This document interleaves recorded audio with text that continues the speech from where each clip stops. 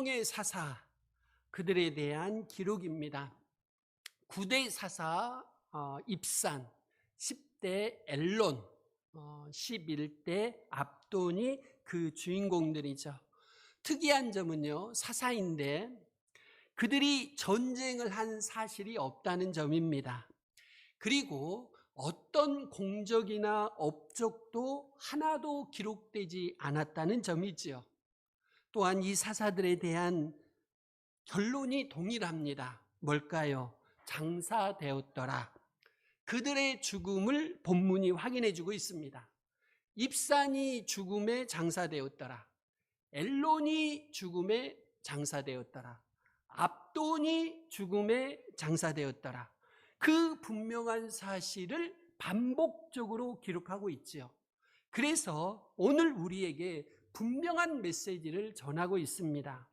이 메시지는 과연 무엇일까요? 너희를 구원한 영원한 사사 예수는 본문에 연약한 사사들이 죽은 것과는 반대로 사망을 이기셨다는 메시지입니다요.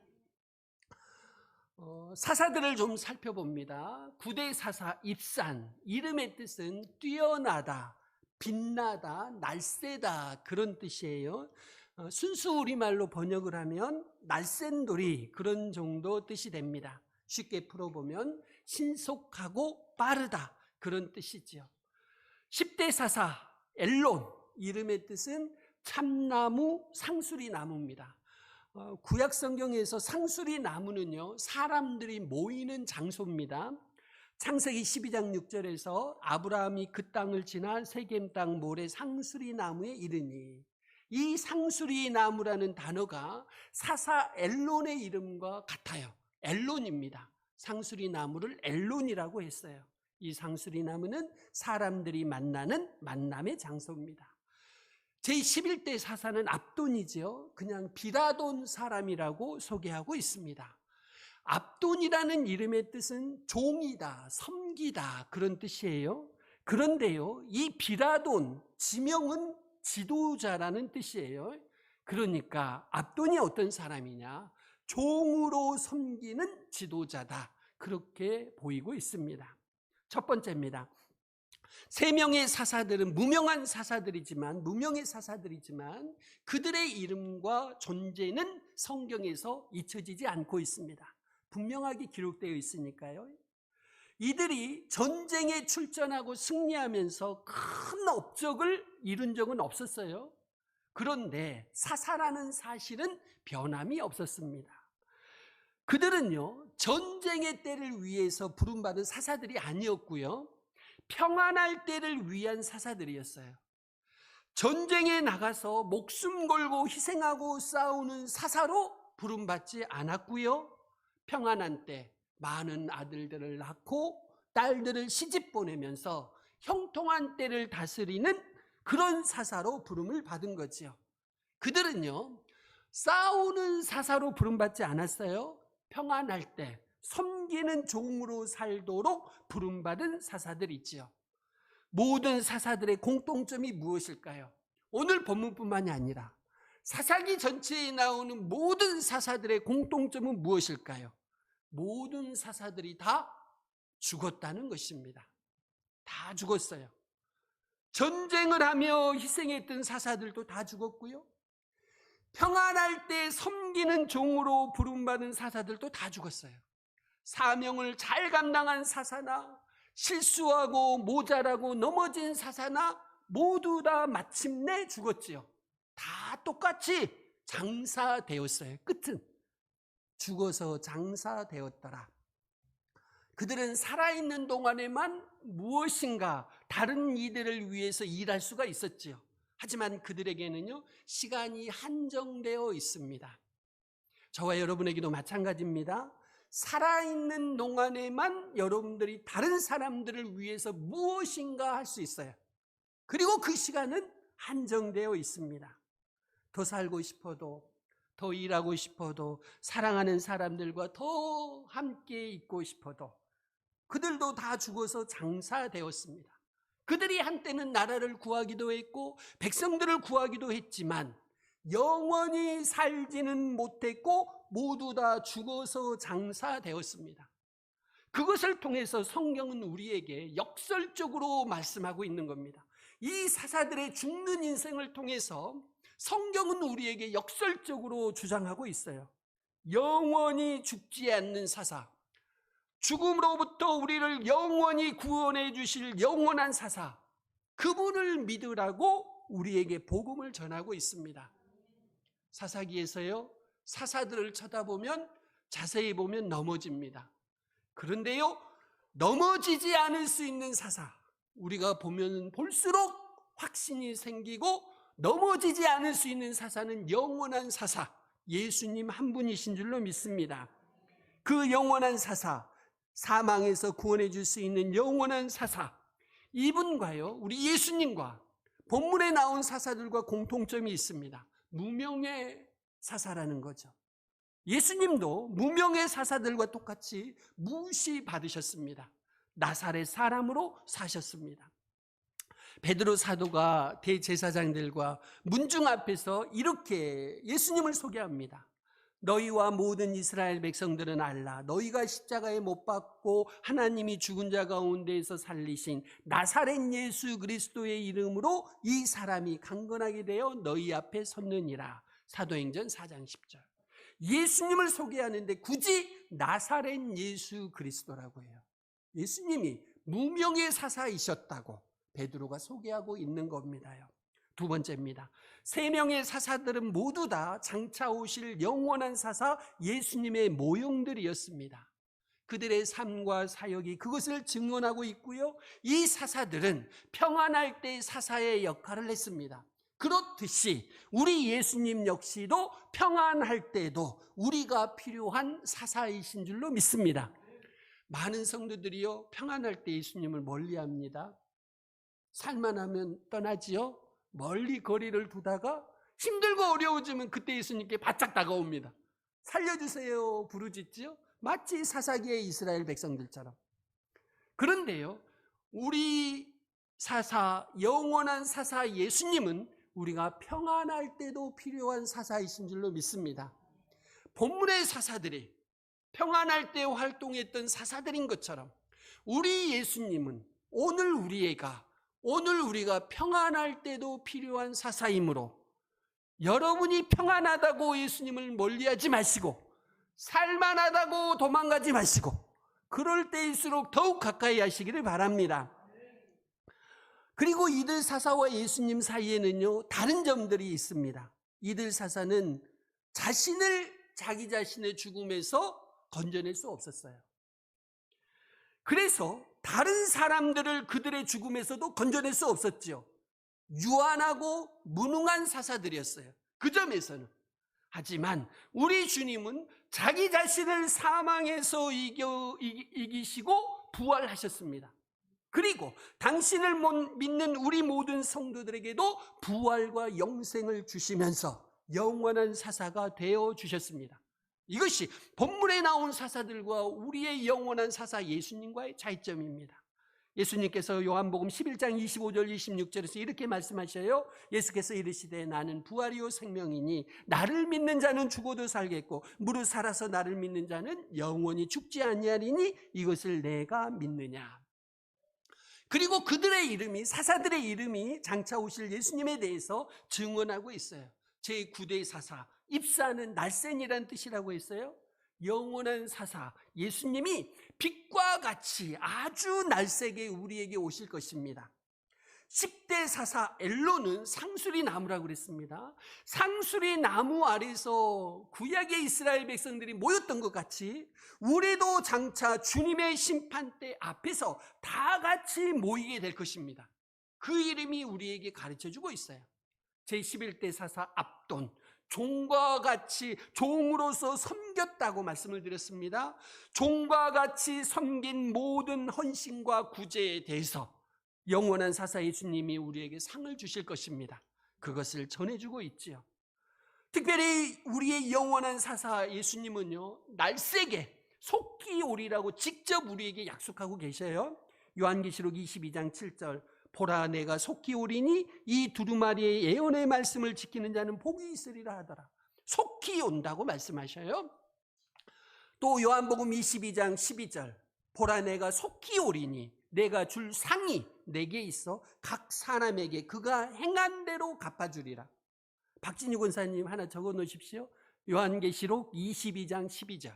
상급에 관한 요한계시록의 분명한 말씀입니다. 보라 내가 속히 오리니 내가 줄 상이 내게 있어 각 사람에게, 여러분 한 사람 한 사람에게 그가 행한 대로 갚아주리라. 상급을 말씀하고 계시죠. 요한계시록 22장 20절, 이것들을 증언하신 이가 이르시되 내가 진실로 속히 오리라 하시거늘 아멘. 주 예수여 오시옵소서. 속히 오리라고 요한계시록에서 거듭거듭 말씀하시죠. SD 고든이 쓴 재림에서 그 저자는요, 성경의 마지막 구절은 주님의 재림을 바라는 간구다, 이렇게 설명합니다. 이렇게 설명해요. 보라 내가 속히 오리니 내가 진실로 속히 오리라. 그리고 요한은 그의 마음을 가득 채우고 있던 간구를 토해낸다. 아멘. 주 예수여 오시옵소서. 이것이 성경의 마지막 구절인 것을 여러분들이 잊지 마시기를 바랍니다. 아멘. 주 예수여 오시옵소서. 성경의 가장 마지막 구절이고 요한계시록의 특별한 주제이고 요한계시록의 가득한 기대감은 과연 무엇일까요? 주님의 재림입니다. 주님의 재림을 바라는 간구입니다. 주님이 오실 때 날쌔게 신속하게 오실 것입니다. 오정현 목사님이 십자가 사랑의 능력만이란 책에서 이렇게 말씀하셔요. 우리가 복음을 전하면서 사람들로부터 자주 듣는 말이 있다. 바로 나중에 믿겠다는 말이다.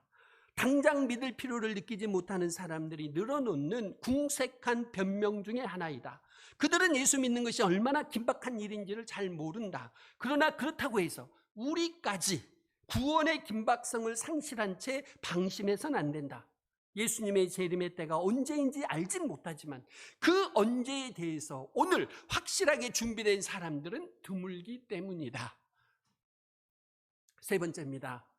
우리는 오늘이 마지막 날인 것처럼 살아야 합니다. 하나님이요, 사사들이 죽고 장사된 사실을 통해서 오늘 이 저녁에 우리에게 말씀하시는 겁니다.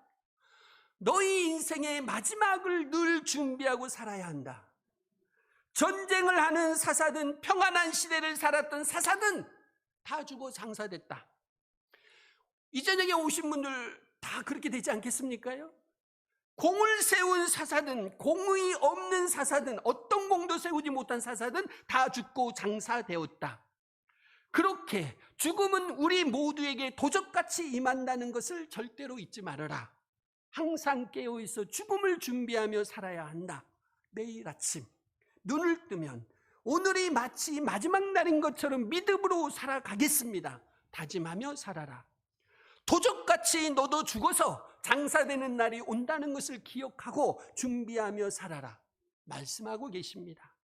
죽음의 긴박성을 가지고 날마다 말씀 따라 살아가라. 사랑으로 우리에게 당부하고 계시지요. 마틴 루터가 소개한 이야기입니다.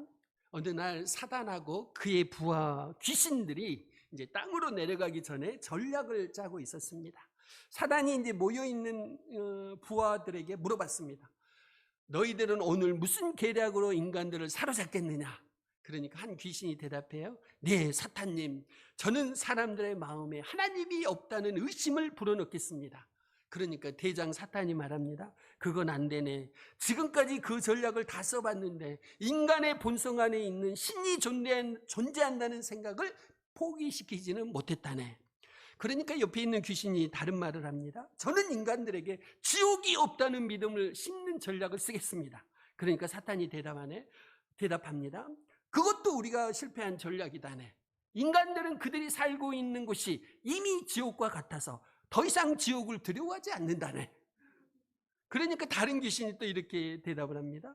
예수 믿는 사람들에게 엄청난 고난을 주어서 믿음을 포기하게 만들겠습니다. 그러니까 사탄이 또 대답을 합니다. 그것도 우리가 실패한 전략이네. 신실한 그리스도인들은 고난이 클수록 하나님을 더욱 의지하고 만다네. 그것도 실패했네. 구석에 있던 귀신이 마지막으로 말을 합니다. 저는 사람들에게 서두를 것 없다. 천천히 믿으면 된다. 이 마음을 불어넣겠습니다. 그러니까 사단이 무릎을 치며 대답합니다. 바로 그거야. 우리가 지금까지 사용한 전략 중에 언제나 성공한 전략이 바로 그것이라네. 여러분 늘 그렇지요? 교회에서 뭐 좀 하자 그러면 다음에 할게요. 내년에 할게요. 늘 그러시잖아요. 늘 그래. 안 믿는 사람들도 마찬가지예요. 교회 가자 그러면 다음에 갈게요. 다음에 갈게요. 딸 시집 보내고 갈게요. 아들 장가 보내고 갈게요. 나이 들면 갈게요. 퇴직하고 갈게요. 뭐 여러 가지 늘 나중에 하겠다는 겁니다.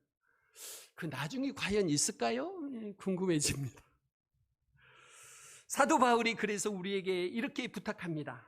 데살로니가전서 5장 1절이죠. 형제들아 때와 시기에 관하여는 너희에게 쓸 것이 없음은 주의 날이 밤에 도둑같이 이를 줄을 너희 자신이 자세히 알기 때문이라. 이찬수 목사님이 오늘을 견뎌라해서 이렇게 말씀합니다. 왜 주님은 속히 오겠다는 것을 이렇게 강조하셨을까? 계시록에서 그러실까요? 그리고 왜 예고하지 않고 도둑같이 오겠다고 말씀하신 것일까? 나는 이 두 가지에서 주님의 마음을 느꼈다. 너희들은 이 땅에 살아가는 동안에 긴장감을 가지고 살아야 한다. 항상 언제 오실지 모르는 주님을 생각하고 그분을 묵상하며 살아야 한다. 그런데 지금 우리에게는 이런 긴박성이 없다. 오실 주님에 대한 절박한 마음도 슬금슬금 사라지고 있다. 영적인 변질이 여기에서부터 시작된다. 그러므로 우리는 이 영적인 긴박성, 종말론적인 긴장감을 회복해야 한다. 내일 주님이 오신다 그러면 여러분 오늘 저녁에 아멘 할렐루야 하실 분 몇 분이나 계실까요? 아니요, 주님 며칠 있다 오세요. 몇 년 있다 오세요. 아직 시집도 못 보냈어요. 장가도 못 보냈어요. 아니요, 나 적금 타야 돼요. 하실 말씀들이 많죠. 우리 주님 좀 천천히 오셨으면 좋겠어. 할 일이 너무 많고 하고 싶은 일이 너무 많으니까요. 주님이 오신다는데도 거부하는 성도들이 이 시대에 얼마나 많은지 몰라요.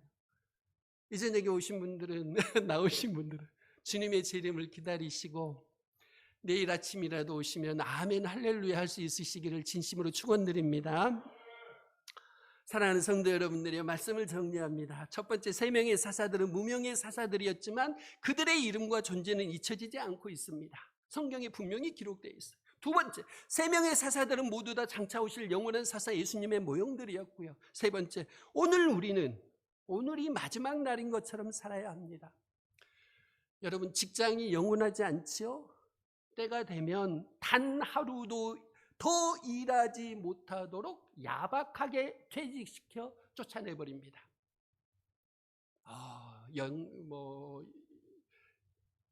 얄짤없죠? 그냥 나가야 됩니다. 병원도 영원하지 않습니다. 정상적인 병원이라면 때가 되면 강제로라도 퇴원시켜버립니다. 제가 미국 서울대 병원에서 수술한 3일째 되니까 나가라고 그러네. 그냥 아파 죽겠는데 집에 가서 하면 된다고 나가라고 그러더라고요. 나이롱 병원, 그 이상한 병원들이나 환자들 붙잡아 놓고 돈 벌려고 그러지 정상적인 병원은 그렇게 환자들 잡아두지 않아요. 얼른 나가라고 그래요. 품 안에 있는 자식 영원하지 않죠? 늘 끼고 살고 싶은데 때가 되면 품 안에 두고 싶은 자녀들도 다 떠나더라고요. 요즘은요, 자녀들이 부모한테 같이 살자 그러면 산다 그럴까요? 안 산다 그럴까요? 부모들이 싫다 그래요, 요즘은. 왠 줄 아세요? 자식들의 잔소리 때문에 못 살겠어.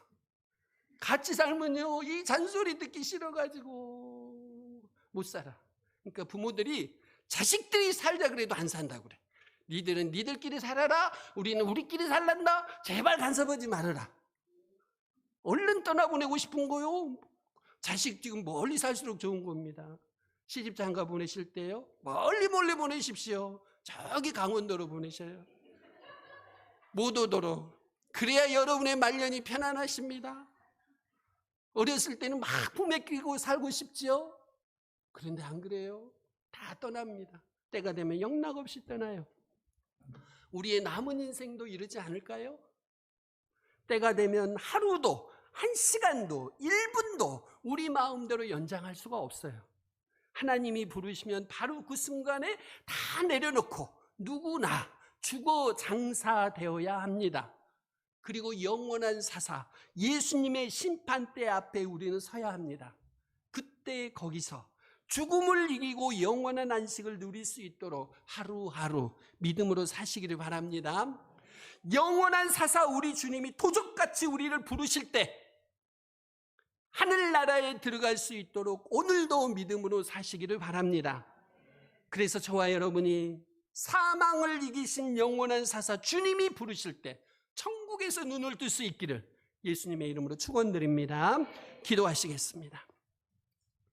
아버지 하나님, 직장이 영원하지 않고 병원도 영원하지 않고 품 안에 있는 자식도 영원하지 않고 우리의 남은 인생도 이와 같을 줄로 믿습니다. 장차 우리가 죽음을 이기고 영원한 안식을 누릴 수 있도록 하늘나라에 들어갈 수 있도록 영적인 긴장감과 긴박성을 늘 마음에 간직하며 주님 나라 준비하며 살아가게 하옵소서. 믿음으로 승리하게 하옵소서. 예수님의 이름으로 기도하옵나이다. 아멘. 하늘에 계신 우리 아버지여, 이름이 거룩히 여김을 받으시오며 나라가 임하시오며 뜻이 하늘에서 이루어진 것 같이 땅에서도 이루어지이다. 오늘 우리에게 일용할 양식을 주시옵고 우리가 우리에게 죄 지은 자를 사하여 준 것 같이 우리 죄를 사하여 주시옵고 우리를 시험에 들게 하지 마시옵고 다만 악에서 구하시옵소서. 나라와 권세와 영광이 아버지께 영원히 싸움나이다. 아멘.